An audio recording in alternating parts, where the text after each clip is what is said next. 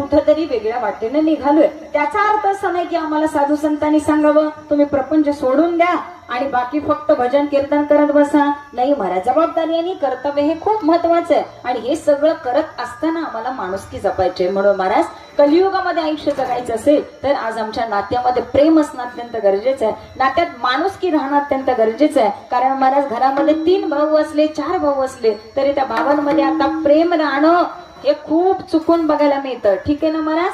अन्यथा 4 लोक घरात असली तरी चारीची चारीकडे तोंड असतात. त्यावेळी घरामध्ये प्रेम नाही महाराज, हे दिसून येतं. मग समाजामध्ये समाज आपलासा करून काय उपयोग? जिथं आपल्या घरातली लोक आपल्याला किंमत देत नाही तिथं मला समाजानं आपलंसं केलं तरी काही उपयोग नाही. म्हणून जाता जाता सांगून जाते, तुकोबांनी सांगतात आयुष्य कशा करता आहे. आम्ही आयुष्य जगलो महाराज, परंतु आम्हाला आमच्या आयुष्यामध्ये धन्यता वाटते. ही धन्यता व्यक्त करत असताना तुकोबराय आजच्या अभंगाचा प्रथम चरण सांगतात. याजसाठी के